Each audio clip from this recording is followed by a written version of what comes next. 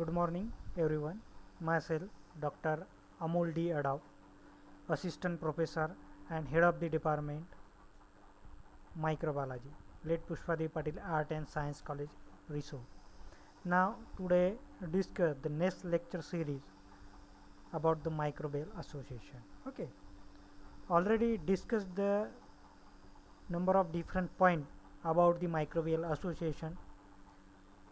First point already completed, positive association.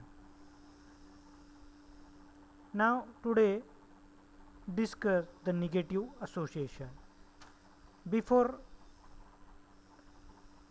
the starting of negative association, one point is remaining in positive association, that is commensalism. Now start the what is in the commensalism.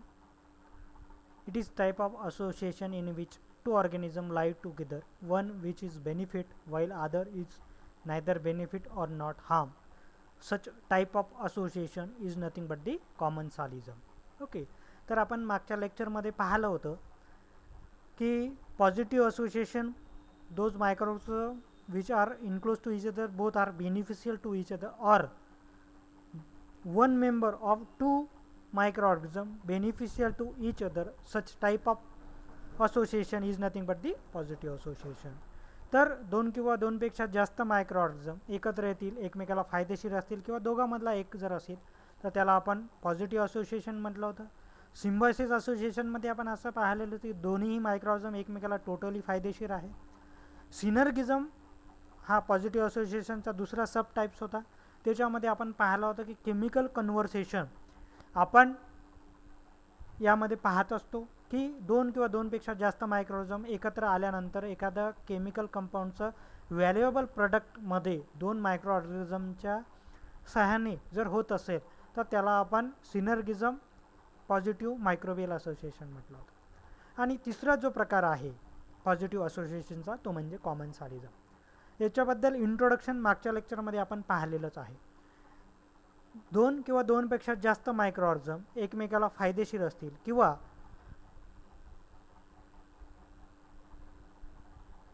अशा असोसिएशनला आपण काय म्हणत असतो, कॉमन्सॅलिझम. Okay, तर याचे खूप सारे उदाहरणंसुद्धा आपल्याकडे तुम्हाला पाहायला मिळतात.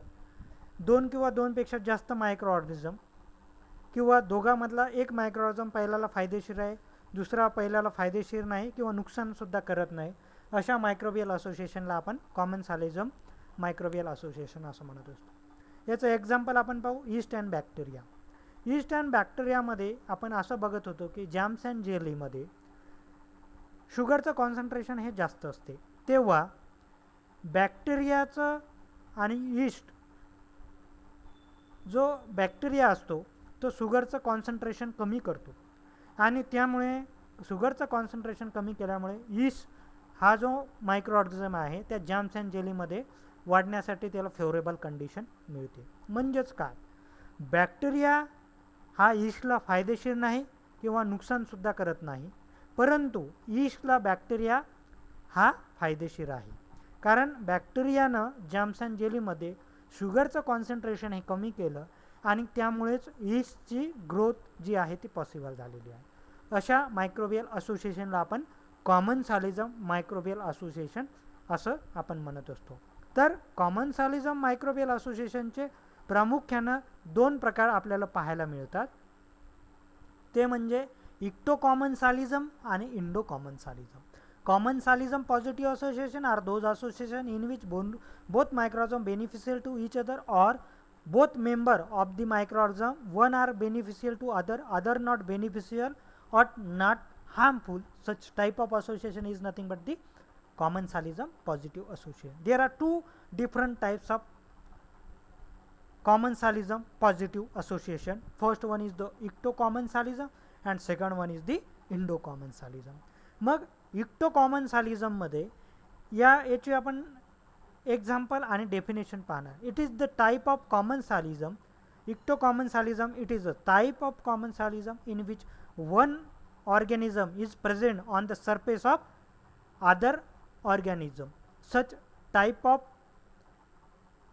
association is nothing but the ectocommensalism positive association. Okay, तर इक्टोकॉमन्सॅलिझममध्ये इक्टोकॉमन्सॅलिझम हा कॉमन्सॅलिझमचा सब टाईप्स आहे.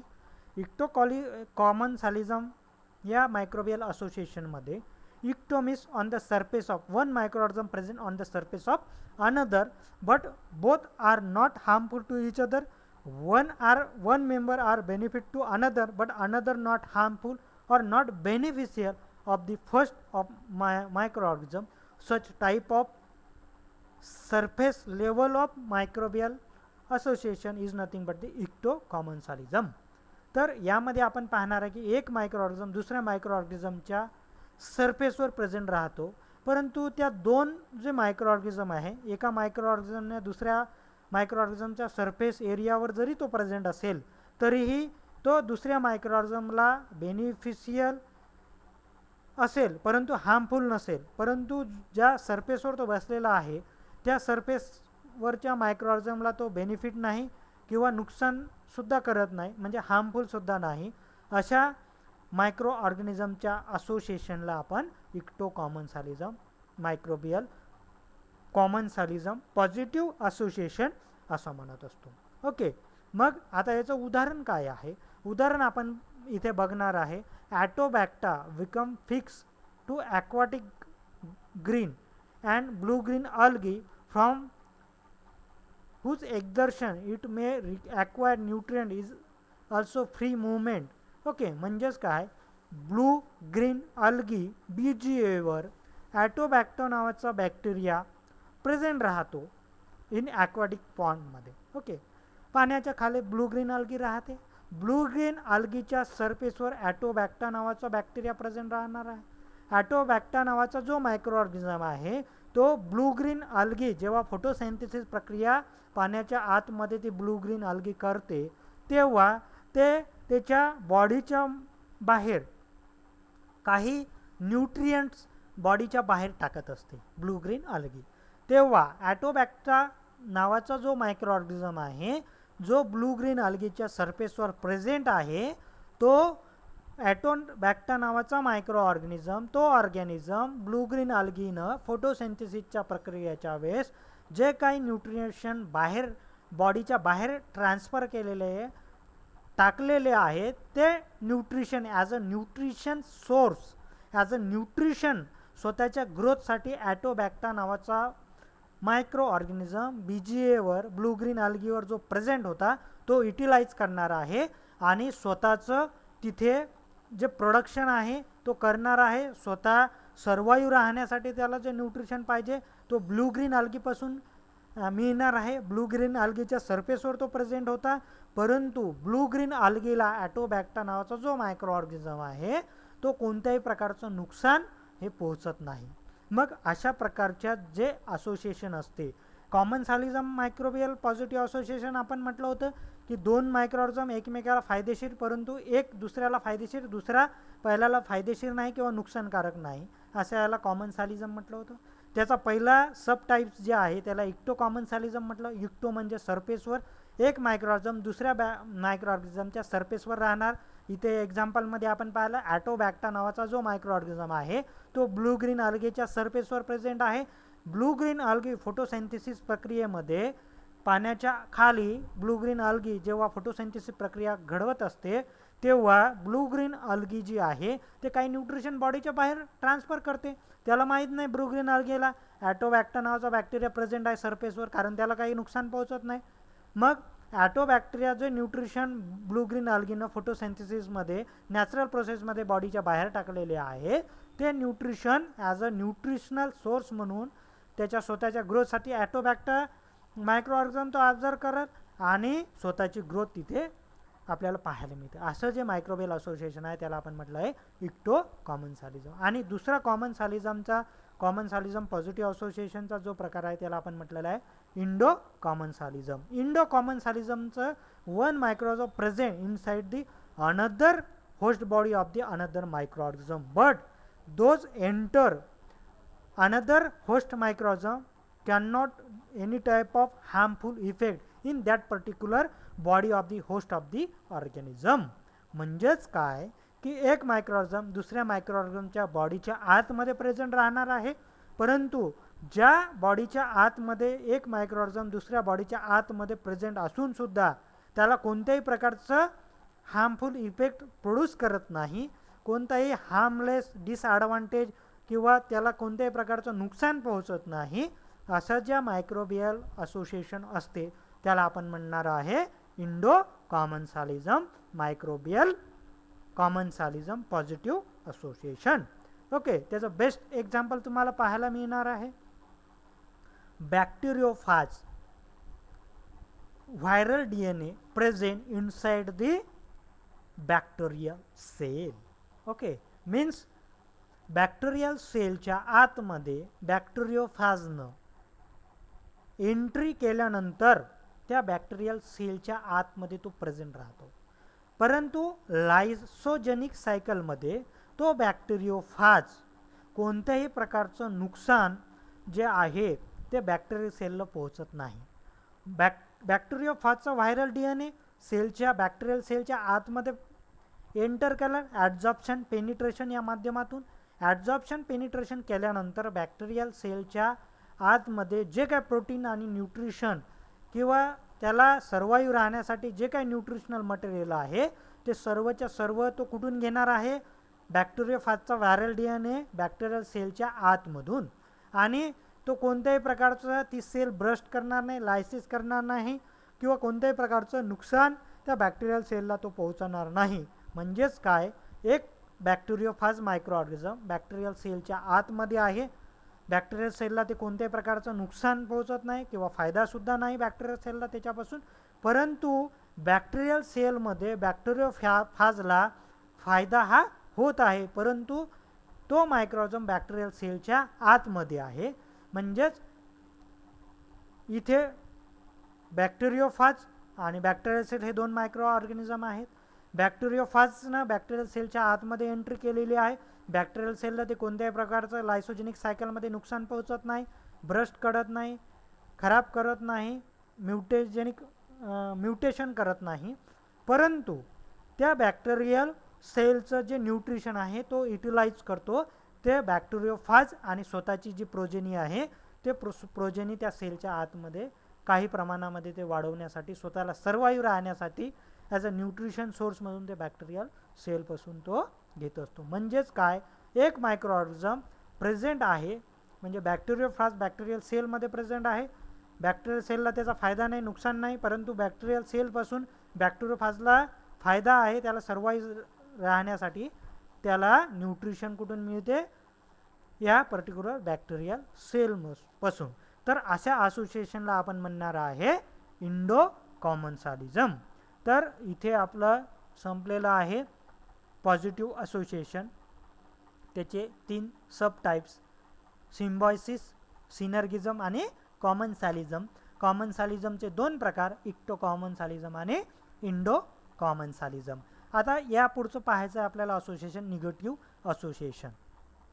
दुसरा जो प्रकार आता आपण पाहणार आहे मायक्रोबियल असोसिएशनचा, तो म्हणजे negative association. Negative association are those associations in which 2 or more microorganisms enclose to each other totally adverse effect. Such type of microbial association is nothing but the microbial negative association. Okay, तर negative association म्हणजे 2 किंवा 2 पेक्षा जास्त मायक्रोऑर्गनिझम एकत्र येतील, ते totally एकमेकाला नुकसानकारक असतील, अशा मायक्रोबियल असोसिएशनला आपण निगेटिव्ह मायक्रोबियल असोसिएशन असं म्हणत असतो. मग आपल्याला प्रश्न असा पडलेला असेल की निगेटिव्ह असोसिएशनचं सुद्धा एवढं अनन्यसाधारण महत्त्व या निसर्गामध्ये मायक्रोबियल निगेटिव्ह असोसिएशनचं सुद्धा आहे का? तर आहे, कारण खूप अशा नैसर्गिक प्रक्रियेमध्ये, खूप अशा नॅचरल रिॲक्शनमध्ये, नॅचरल प्रोसेसमध्ये निगेटिव्ह असोसिएशनसुद्धा महत्त्वाचा रोल प्ले करतो. आणि या सर्वच मायक्रोबियल असोसिएशनमुळे या वातावरणामध्ये त्याचा वेगवेगळ्या प्रकारचा जो फायदा आहे तो होत असतो. तर negative association are those association in which totally 2 or more microorganisms enclose to each other both are harmful effect to each other. Such type of microbial association is nothing but the negative microbial association. तर याचे सब types सुद्धा आहे, ते आपण पाहणार आहे आता. तर निगेटिव्ह असोसिएशनमध्ये 3 वेगवेगळ्या प्रकारचे सब टाइप्स आपल्याला पाहायला मिळतात की टोटली 2 किंवा 2 पेक्षा जास्त मायक्रो ऑर्गॅनिझम एकत्र येतील आणि ते एकमेकाला नुकसान पोहोचवतील, परंतु निसर्गामध्ये अशा प्रकारचं मायक्रोबियल असोसिएशनचं खूप सारं असं इम्पॉर्टन्स आहे. त्याच्यामुळे हा अभ्याससुद्धा आपल्याला अतिशय महत्त्वाचा आहे पुढील अभ्यासासाठी. तर त्याचा जो सब टाइप्स आहे निगेटिव्ह असोसिएशनचा पहिला, त्याला आपण म्हणणार आहे antagonism negative microbial association. It is the type of association in which one organism adversely affects the environment to the other organism, which may result into the death or prevention or of the growth of the latter. Such type of microbial association is nothing but the antagonism or antibiosis. म्हणजेच काय, 2 किंवा 2 पेक्षा जास्त मायक्रोऑर्गॅनिझम एकत्र आले, totally ते एकमेकाला नुकसानकारक आहे.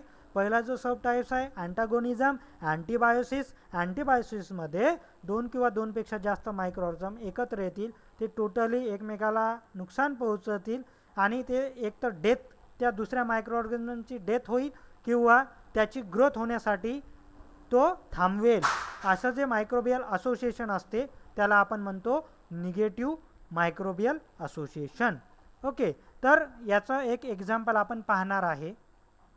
याचं बेस्ट एक्झाम्पल आपल्याला इथं पाहायला मिळते एस ऑरियस आणि पेनिसिलियम नोटॅटम. आता आपल्याला सर्वांना असं माहीत आहे